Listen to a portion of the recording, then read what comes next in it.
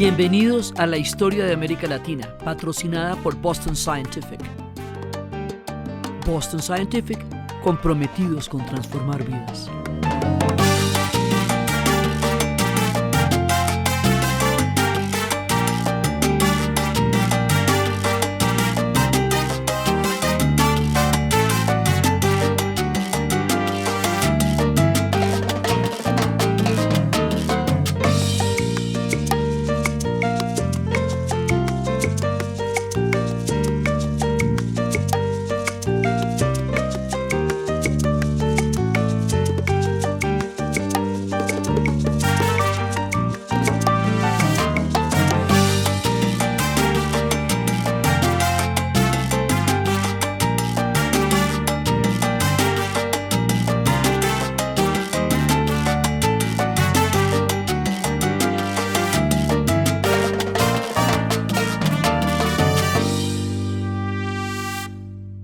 Buenas. Hoy vamos a atravesar una región de donde somos originarios los que estamos contándoles este relato de podcast. Vamos a hablar del norte de Sudamérica. Vamos a hablar de Colombia, Venezuela, Ecuador y Panamá. En este caso nosotros somos colombianos, por lo tanto, al llegar a esta parte del relato vamos a comer una serie de cosas aquí, que hay achiras, bocadillo, tamales, y al comer tamales pues se pueden comer hallacas que comen los venezolanos también, y una cantidad de cosas que compartimos y entramos en nuestra región, la región de donde somos oriundos nosotros. Les había dicho yo anteriormente que Panamá no lo situábamos en Centroamérica como tal, porque formará parte, lo vamos a ver en el relato, de los proyectos de los virreinatos y de los estados que se van a construir en esta zona de Sudamérica. Por eso metemos a Panamá en nuestro relato, porque históricamente está con nosotros acá. Entonces, vamos a arrancar por un lugar que es único y particular de esta región. Nosotros tenemos una región absolutamente diversa en toda clase de geografías y climas. Lo primero que vamos a ver es un personaje muy bonito, que es el oso de anteojos. El oso de anteojos es el oso americano que habita los páramos. Se encuentra en el norte del ecosistema de Sudamérica, en Colombia, en Ecuador, en Panamá, inclusive llega a estar en Bolivia y en Chile, alcanza a llegar a estar. Y él forma parte de los páramos, es nuestra mascota para nuestras historias, es absolutamente hermoso. Y con él estamos en el páramo, que es un ecosistema único de esta zona, que es uno de los puntos más importantes de acá y que nos une a todos. Esta formación de páramos donde hay frailejones, donde hay lagunas, que está a una gran altitud en la cordillera, que es brumoso, que es de una biodiversidad, que es de donde sale el agua, que tomamos, vienen de los páramos. Entonces nos vamos a encontrar con los páramos como uno de los puntos de partida desde el techo de los Andes. Y vamos a ir bajando, y ahí fue donde nos encontramos al hermoso oso de anteojos, y nos vamos a encontrar a todos los hermosos frailejones de este ecosistema delicado y maravilloso con el que estamos totalmente encantados con estas tierras. Entonces aquí nos vamos a encontrar que esta región tiene una gran cantidad de cosas en común. A nosotros nos une una gastronomía, nos une la Virgen de Chiquinquirá, el llano, la salsa, los colores de la bandera. Ahora después les echamos el cuento de los colores de la bandera. Rubén Blades, factor de identidad del continente, después hablaremos de él, por qué es tan importante. La salsa, en general, la misma salsa que estábamos creando en el Caribe, y que la hicimos en esa intersección entre Puerto Rico y Nueva York, también es una parte fundamental de nuestra cultura común.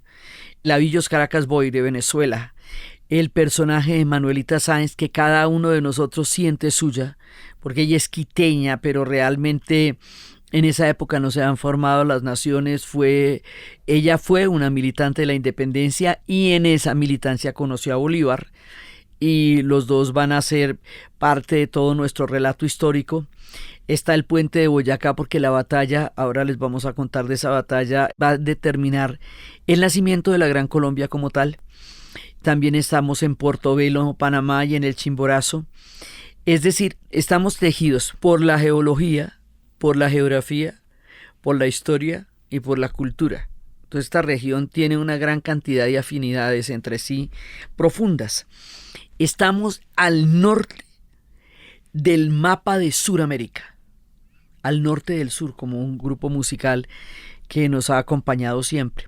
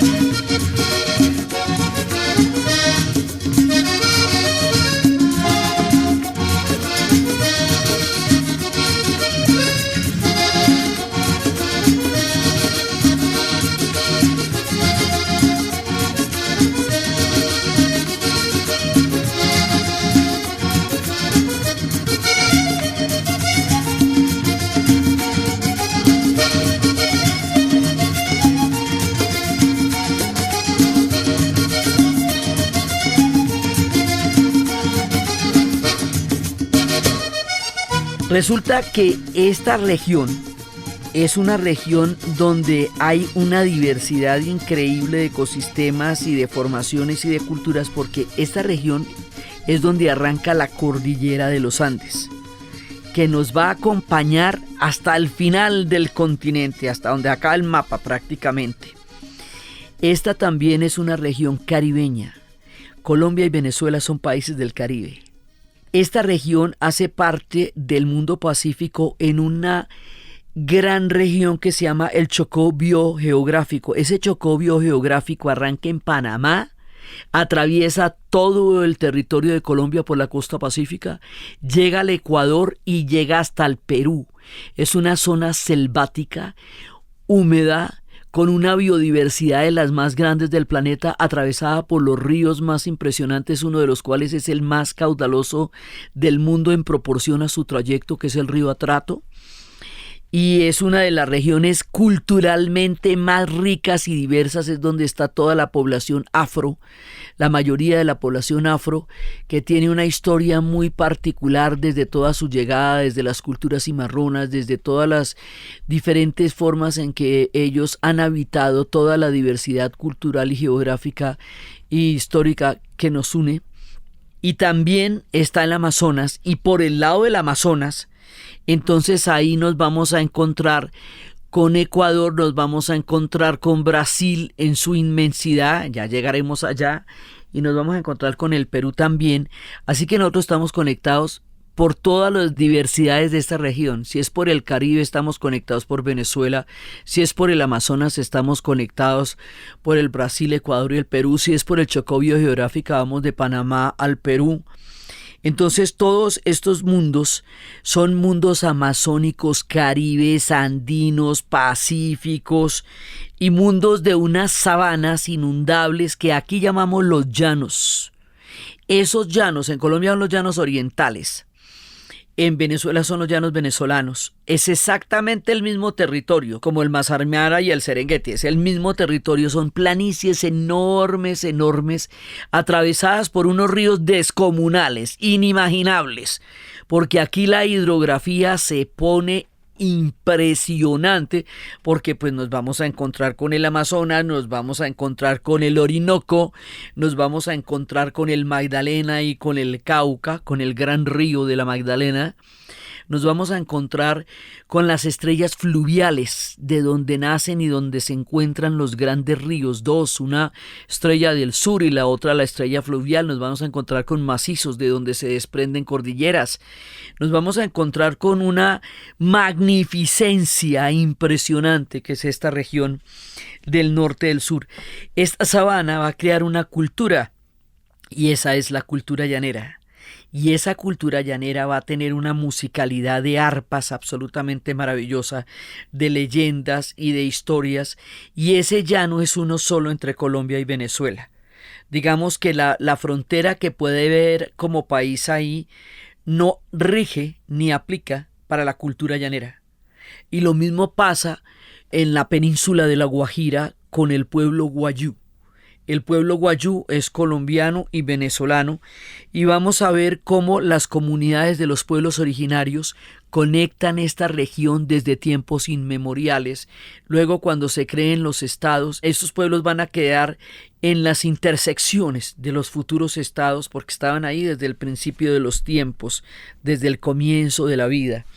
Entonces, esta región está conectada por todos lados, por la geografía, por la geología, y luego lo va a hacer por la historia necesariamente, porque nos va a pasar una gran cantidad de cosas en común.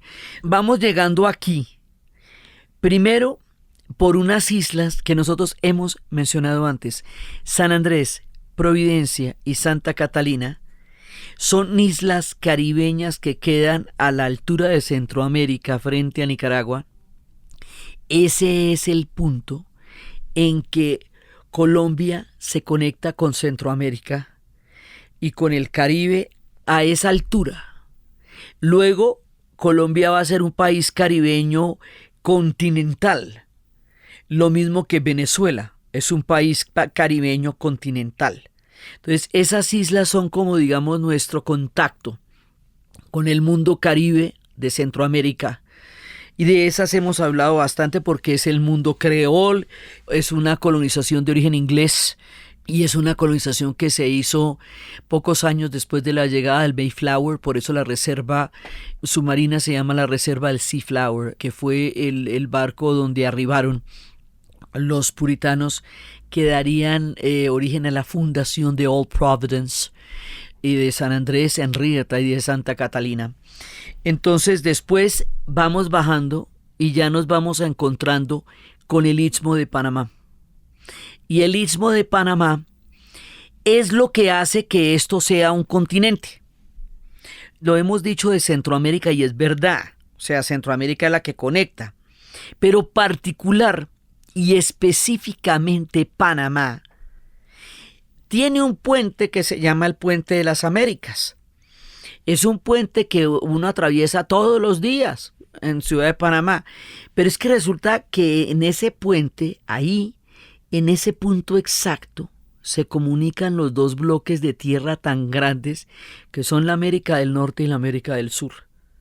Y es ahí, en ese pequeño istmo, donde se da todo el paso de la fauna, de norte a sur y de sur a norte, y ese paso de la fauna se va también a crear una bolsa en donde se van a aposentar muchísimas de esas especies, que es Colombia y Venezuela. Por eso es que nosotros tenemos esa fauna tan absolutamente rica, porque estamos ahí, en el punto del paso biogeográfico. Los panameños tienen el Biomuseo, que es la única estructura arquitectónica de Frank Gehry en el sur del continente, que nos da un testimonio absolutamente grandioso de lo que significa la biodiversidad panameña.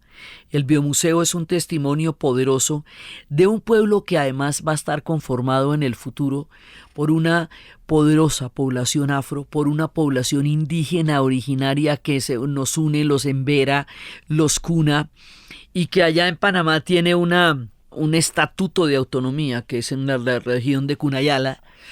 Y allá en Panamá llegarán los pueblos, digamos, el primer avistamiento en el tercer y cuarto viaje de Colón es que él va a llegar a estas tierras. Entonces primero llega por el istmo y luego van a llegar a fundar la primera ciudad del continente que se llamaría Santa María la Antigua del Darién. Y por allá van a llegar Vasco Núñez de Balboa, por eso la moneda original de Panamá es el Balboa. Y allá van a llegar los españoles y luego van a llegar los afro, que van a tener una tradición profunda que se llaman los congos. Y como les digo, ellos se van a asentar en la franja del Chocó biogeográfico, que va a ser el punto del Pacífico donde se encuentra esta región. Y también van a llegar después una gran cantidad de pueblos en el futuro cuando se construya el canal, y van a llegar emigrantes de muchas partes, van a llegar muchísimos chinos hasta formar una comunidad compacta con ellos que tiene una gran influencia. Van a llegar judíos, van a llegar árabes, van a llegar pueblos de todas partes. Entonces la diversidad del pequeño istmo de Panamá hoy día es un crisol de culturas de muchísimos pueblos del Caribe. Va a llegar gente de Barbados, de San Andrés y Providencia, de Curazao, y van a construir ese canal que va a ser un punto internacional, interoceánico, de conexión del mundo, porque canales así no tenemos sino dos, uno en Panamá y uno en Suez. Entonces, eso es lo primero que vamos viendo a medida que vamos bajando a la región. Sin Panamá, seríamos dos inmensos bloques que flotaríamos en el océano sin ningún contacto.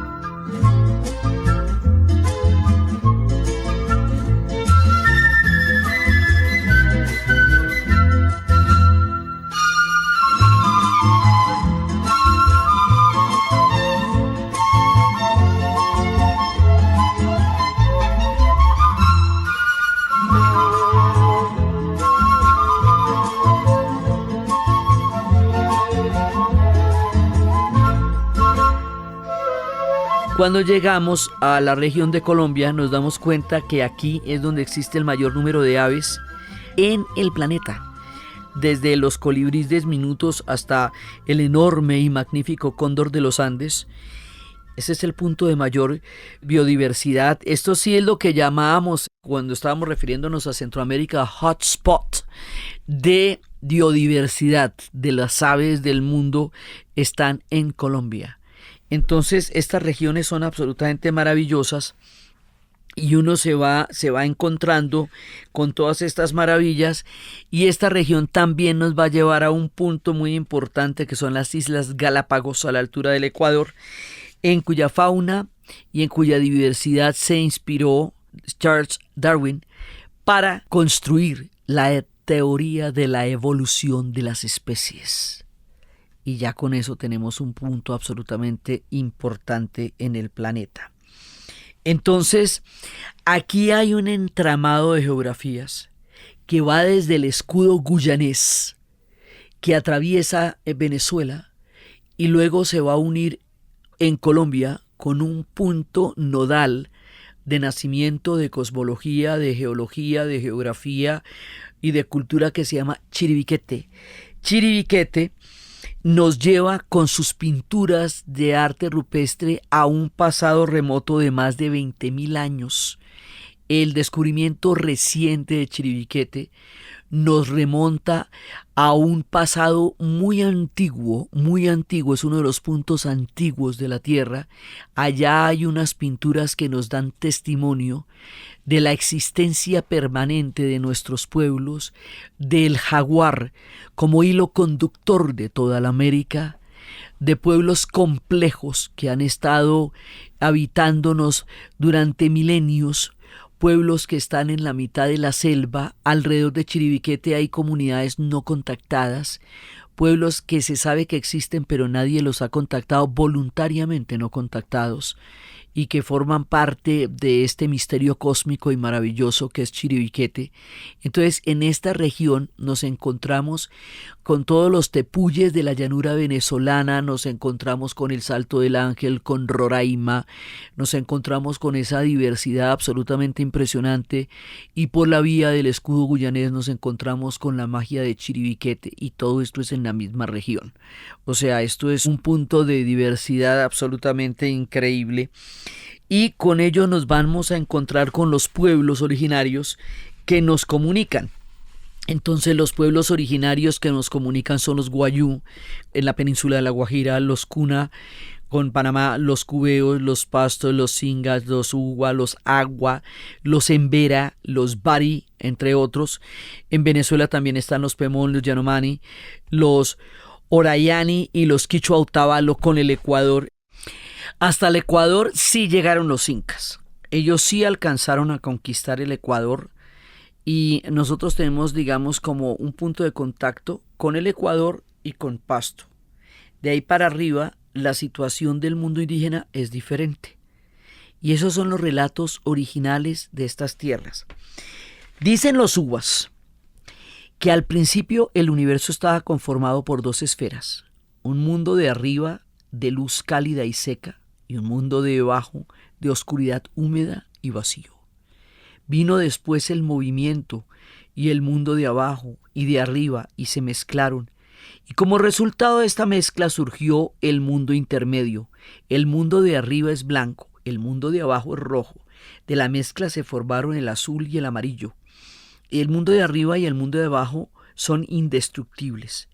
Pero por el contrario, el mundo intermedio solo puede existir si se mantienen los dos mundos originales. Los hombres habitan en el mundo intermedio, como en Midgard en el mundo vikingo. Y allí la vida fue creada a partir de los materiales que pertenecen a los dioses del mundo de arriba y de abajo. Estos materiales están almacenados en distintas esferas y son por lo general lagos de colores. Todo lo que existe en el mundo pasó a través de estas esferas durante el momento de su creación y pasó y tomó cada una de sus propiedades. El mundo de arriba, blando, es el lugar donde habita el agua pura, y el mundo terrenal se presenta con las montañas cubiertas de nieve. Al interior del mundo amarillo se encuentran las propiedades de las enfermedades, y el rojo es el mundo de la fertilidad y de la sangre menstrual. El barro es el material del que están hechos todos los elementos. Los guardan los dioses en distintas esferas. Los dioses chamánicos viajeros robaron por medio de engaños el barro que se encontraba en esas esferas y lo llevaron al mundo intermedio, al mundo de los hombres. Por lo tanto, todos los seres y las cosas del mundo intermedio terrenal poseen todo lo esencial para la vida. De la misma fuente y por procedimientos similares, todos los seres están compuestos de una misma materia. Así, no existe diferencia entre los seres vivos que habitan en el mundo intermedio. Toda la naturaleza, todos los seres del mundo intermedio, incluyendo al hombre, reciben este regalo de los dioses. Rukwa, el sol, estuvo pensando. Debía mandar el calor del sol y el agua a los lagos del mundo de arriba, al mundo intermedio, para que allí las semillas pudiesen crecer. Lo que descubrió Rukwa era que a pesar de que todo el mundo ya había sido creado, el mundo todavía no había sido puesto en movimiento. Con el propósito de lograrlo, mezcló el calor del sol con el agua de los lagos y puso entonces en movimiento el proceso de la vida y de la muerte en el mundo intermedio. Esa es la complejísima cosmovisión de los Uguas. Y así cada uno de estos pueblos tiene una cosmovisión impresionante. Nosotros vamos a tener a los arhuacos, a los cogis, a los huihuas, a los cancuamos, en una maravilla impresionante que es la Sierra Nevada de Santa Marta, donde los dioses crearon una línea negra que divide estas 4 comunidades en su custodia del paraíso, que es el lugar donde habitan. Entonces, el mundo indígena para nosotros es el mundo originario, es el mundo de la creación, es el mundo de los dioses y el mundo de los espíritus que moran en estas tierras.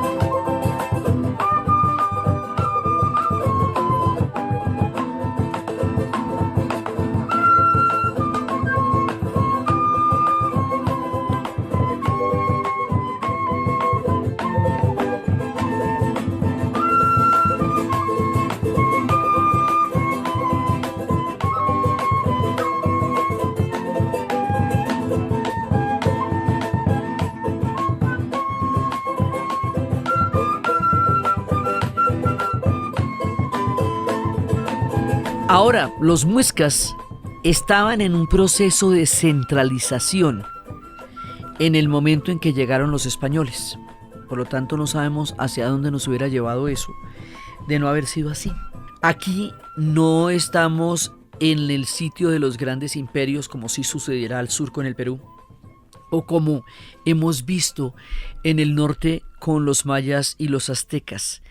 Aquí son una gran cantidad de culturas que tienen altos niveles de civilización y que tenían un comercio y tenían una relación en tierras increíblemente abundantes, con una diversidad de pisos térmicos y de climas que hacía que cada uno en su región encontrara lo necesario para su supervivencia y cada uno pudiera, en condiciones bastante igualitarias, comerciar. Entonces, el mundo indígena aquí tiene otra perspectiva y tiene otra connotación distinta a la estructura imperial, aunque tenemos contacto con los imperios por la parte del sur de Pasto, donde alcanzaba a llegar el final del imperio inca. Entre los muiscas surgió uno de los determinantes históricos más míticos y trágicos, porque hay que ver lo que nos costó: la leyenda del Dorado. La leyenda del Dorado, que era como se ungían lo que van a ser los dirigentes del mundo muisca, pero la búsqueda de ese dorado, la locura áurea de los españoles sacudiendo el continente para tratar de encontrar el oro, nos acarreó una gran cantidad de desgracias y a ellos las más trágicas quimeras. Para entender estas historias se recomienda leer de William Ospina la trilogía. Primero El País de la Canela, pero también Ursúa. Todo lo que es el relacionado con Ursúa y con El País de la Canela nos lleva a este quimérico y trágico encuentro entre toda la proyección de lo que tenían los españoles respecto de un mundo que desafiaba toda su capacidad para imaginar el universo y lo que ellos esperaban encontrar acá. Entonces, cuando van a llegar los españoles detrás de todas estas quimeras, van a entrar en un grado de locura. Primero, llegan en el tercer y cuarto viaje de Colón, que es cuando nos ubican. Y luego empieza toda la búsqueda de la famosa leyenda del Dorado. Y luego va a venir Amerigo Vespucci, que es un cosmógrafo italiano, que es el que le va a dar el nombre al continente. Recordemos que antes de esto había una idea totalmente distinta de dónde estaban. Y él es el que va a ver un pueblo que ha construido sus viviendas sobre palafitos en zonas profundamente acuosas y lacustres. Entonces, este pueblo añú que vivía sobre estos palafitos le recordó a la Venecia que él tenía como referencia en Europa, y por lo tanto le dijo a esta aldea, a este pueblo, que se llamaría Venezuela, porque era la pequeña Venecia. Y así fue que empezaron los asentamientos. Luego se fundó en 1510 Santa María la Antigua del Darién, primera ciudad de la tierra firme. Hablamos de tierra firme con respecto al istmo, con respecto a las islas. Entonces, acá es donde van a llegar Balboa y más adelante van a avistar un océano gigantesco que es el Océano Pacífico y que va a tener una determinación muy grande en nuestra historia también. Y cuando van llegando acá no saben cómo nombrarnos, si nos nombran pues Tierra Firme, Castilla de Oro, Nueva Andalucía, Veragua. Todo esto va a ser, digamos, como un tiempo antes de conseguir imaginarnos. Como empezamos la serie con el discurso de García Márquez, que el esfuerzo más grande de los europeos es el de poder concebirnos dentro de los límites del mundo del cual ellos venían. Entonces, finalmente va a haber un tiempo de institucionalidad. Y ese tiempo de institucionalidad nos va a establecer las audiencias de Santa Fe de Bogotá, la de Quito, la Capitanía General de Venezuela. Todas ellas pertenecieron durante un tiempo al Virreinato del Perú. Recordemos que el Virreinato del Perú es el poder del mundo español en Sudamérica, así como Nueva España lo era en el norte. Y más adelante, digamos en una reforma administrativa, estos van a quedar dependiendo de lo que se conocerá como el Virreinato de la Nueva Granada. y ese virreinato nos acuña a todos. Entonces aquí vienen unos puntos muy importantes y encantadores de nuestro relato, y resulta que cuando el tiempo de los Borbones, que hay una corona dinástica en España y en Francia, porque antes, en tiempos de los Austrias, estaban completamente separados, en tiempos de los Borbones se le permite a los franceses venir a hacer una gran investigación en la América que se llamará la misión geodésica. Esa misión geodésica trata de encontrar y establecer el centro de la Tierra. En aquella época no se podía hacer esa misión por África porque a la altura de Guinea era inexpugnable para los europeos en ese momento el enorme y maravilloso continente africano. Tampoco se podía hacer por el Amazonas porque la selva le resultaba impenetrable. Entonces esta misión que van a hacer Louis Gaudin, Pierre Bourget y Charles-Marie de la Condamine va a llegar por un territorio que en ese momento era una ciudad enclavada entre montañas y volcanes, que acaso por entonces parecía remota, y a partir de esa expedición se va a convertir en el centro del mundo. Quito y lo que lo rodea va a ser el punto a partir de donde se establece la mitad de la Tierra, y esa misión le va a dar a este país su identidad histórica y el nombre que hoy llevan, el Ecuador.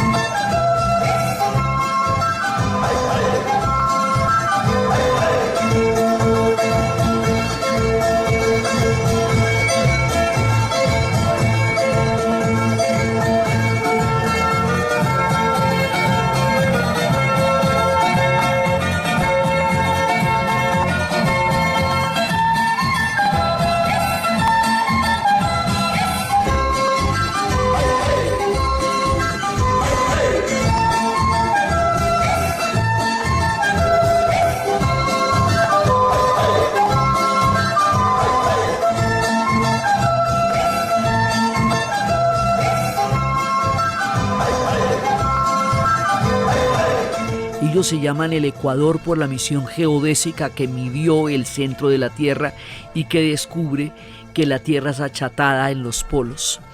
Entonces, esa es la primera de las grandes expediciones con todas las dificultades. Cada una de estas da para miniseries y epopeyas gigantescas.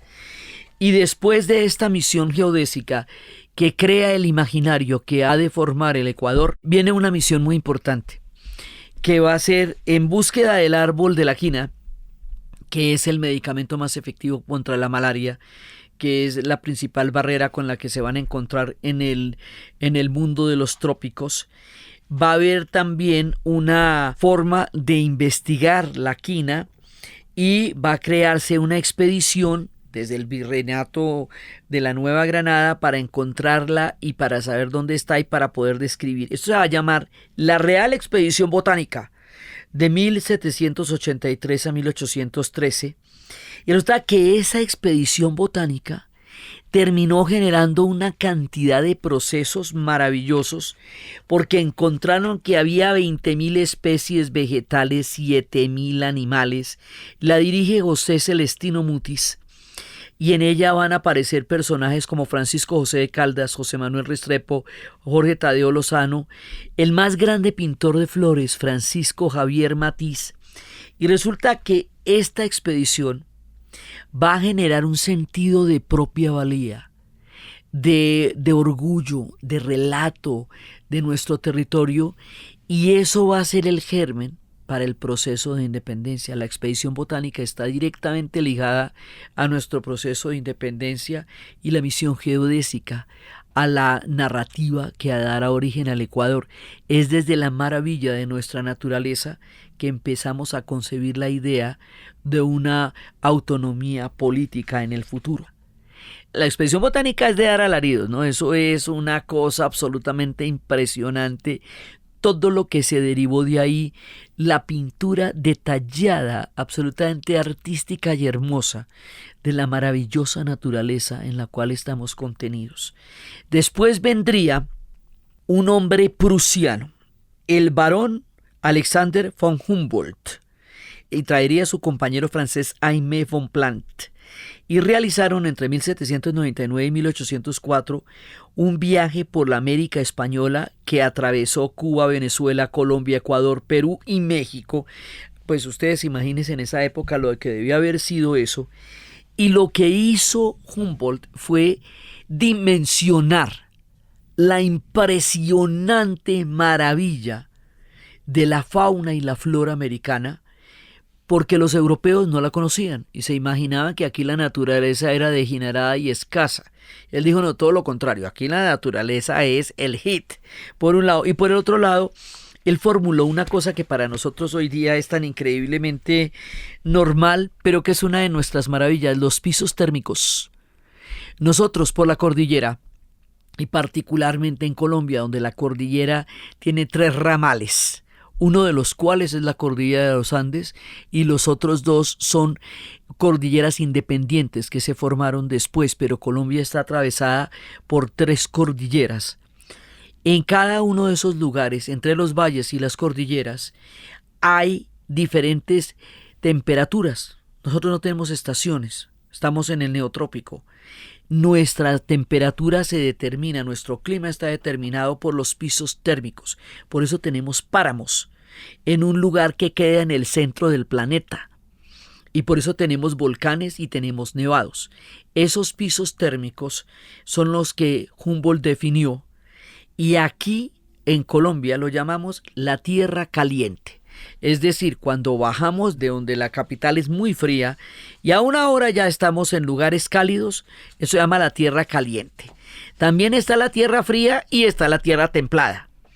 Y eso para nosotros es sumamente claro. Vaya, explíquele eso a los pueblos de estaciones, que a una hora de una ciudad a 2.600 metros más cerca de las estrellas, le decimos a Bogotá, hay pueblos cálidos, cálidos, cálidos.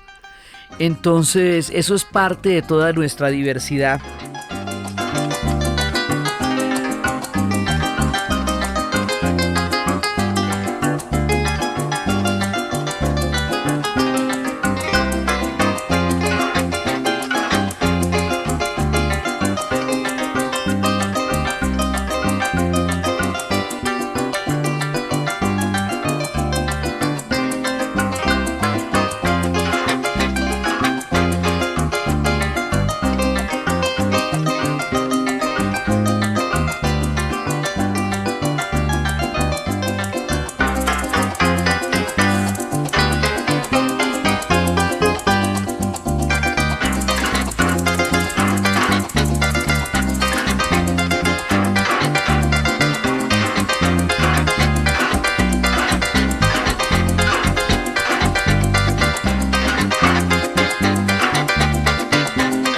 En Venezuela sería nombrado un hombre que estuvo con Bolívar y que lo conoció y que peleó con él, y Bolívar le dio después el encargo, junto con José Antonio Páez, le dio la misión ya no militar, sino la misión geográfica de levantar los mapas físicos de la región de Venezuela originalmente, los mapas estadísticos y físicos de la región, para sistematizar y poder cartografiar eso. El personaje se llamaba Agustín Codazzi y realizó un mapa de Venezuela en 12 tomos de geografía y estadística.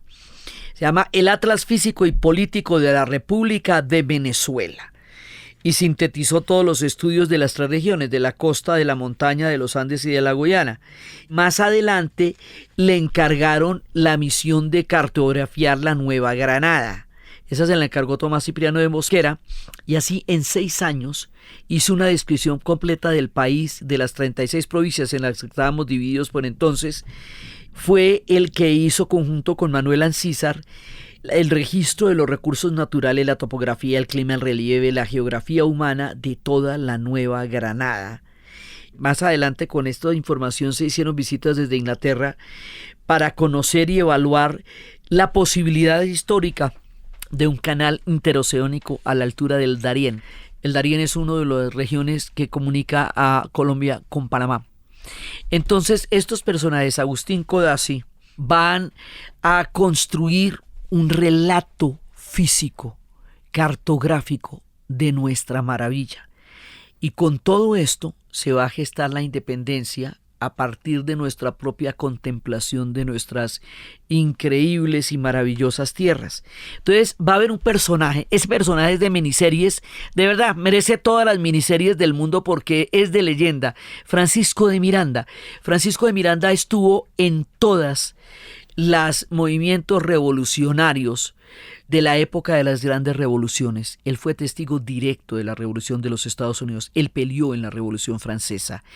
Él estuvo con Catalina la Grande en los tiempos del gran desarrollo de Rusia y estando con ella renunció a su gratísima compañía porque tenía un sueño. Tenía un sueño enorme. Tenía el sueño de una América independiente y libre que él ayudaría a construir. Nosotros somos un sueño de Miranda. Nosotros somos un sueño de Bolívar. Nosotros somos sueños, como Centroamérica era el sueño de Morazán. Viva Venezuela, mi patria querida, quien la libertó mi hermano fue Simón Bolívar.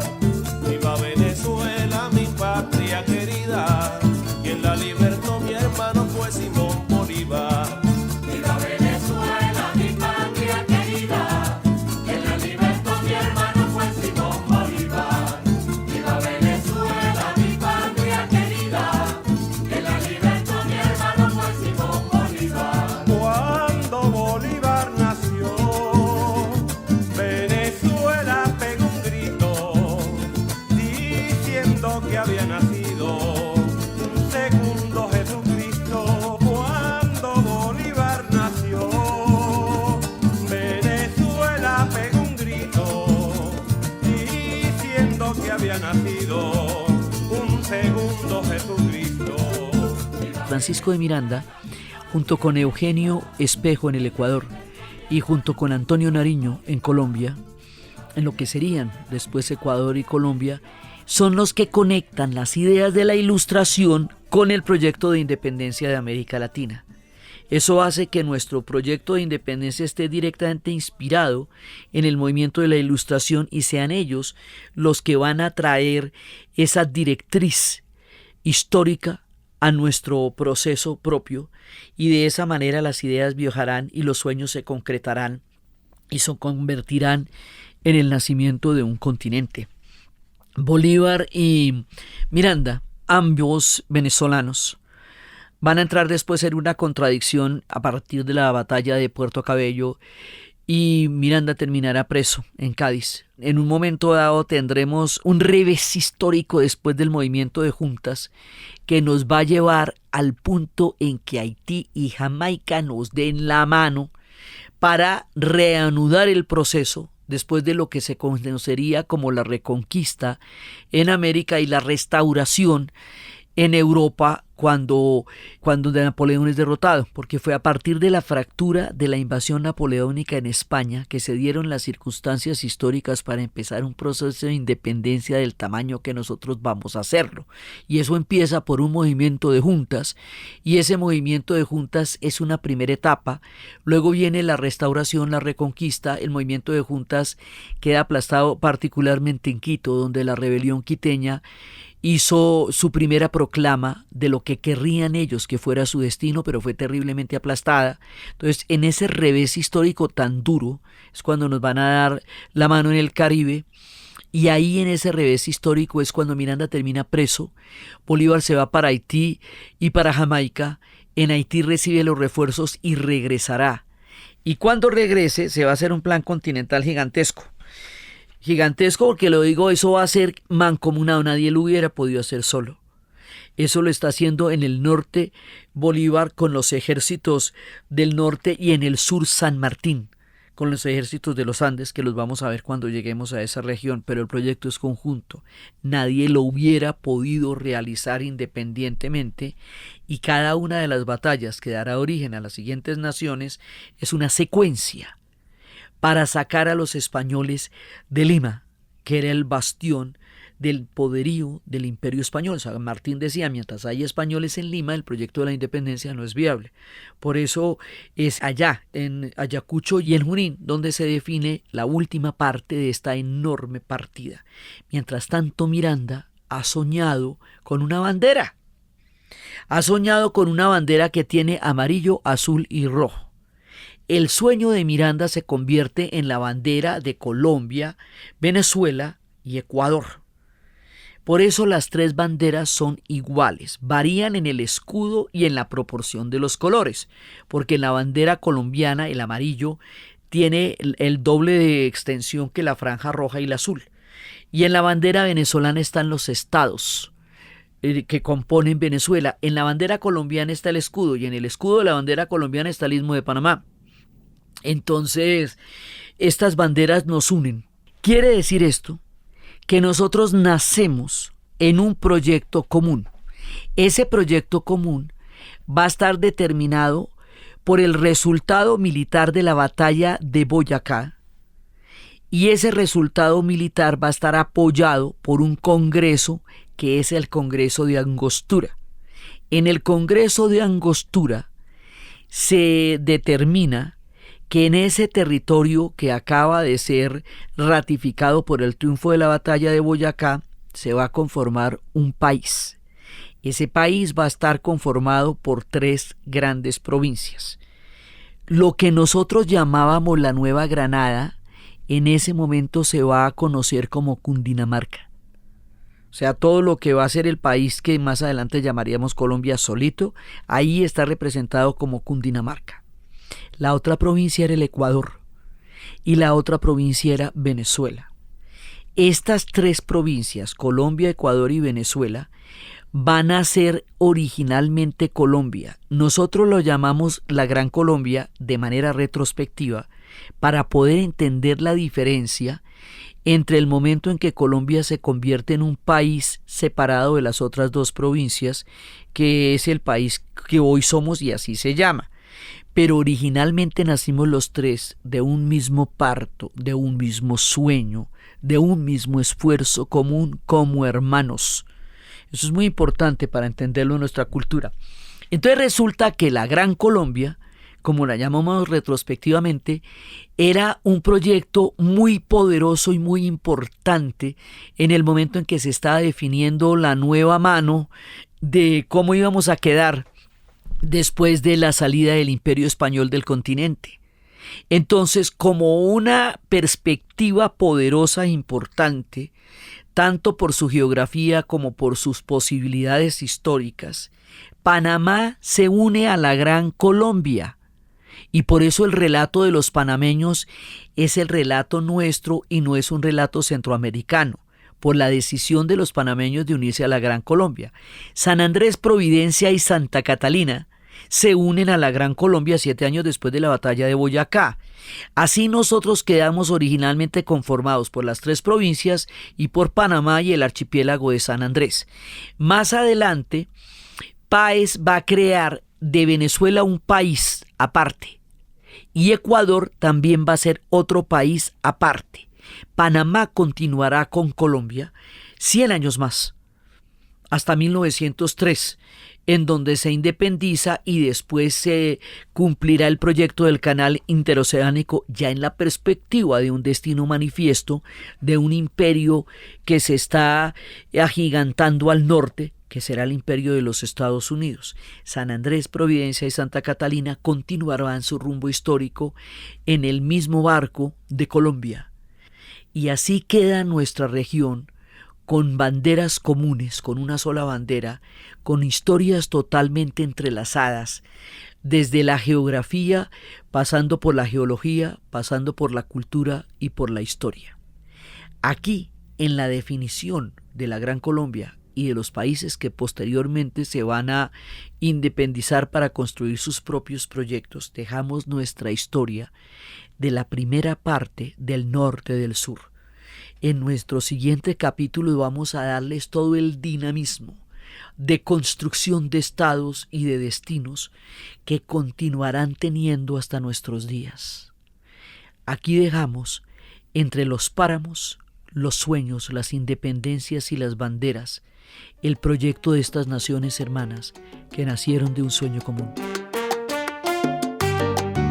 Entonces, desde los páramos, desde las selvas del Amazonas, desde los gigantescos ríos, desde la cordillera de los Andes, desde el Caribe, desde el Chocó biogeográfico, desde el Istmo de Panamá, desde la historia del sueño común de donde nacieron los diferentes países que hoy somos, desde la hermandad que nos une, desde la geografía, la historia y la cultura, y el sueño de quienes nos imaginaron para llegar a ser lo que hoy somos, o las quimeras tremendas y dramáticas del Dorado, y de las historias poderosas de los pueblos indígenas que nos llaman y nos crean en su inmensa cosmogonía, en la narración de Ana Uribe. Y para ustedes, feliz día, cualquiera que esté deseando.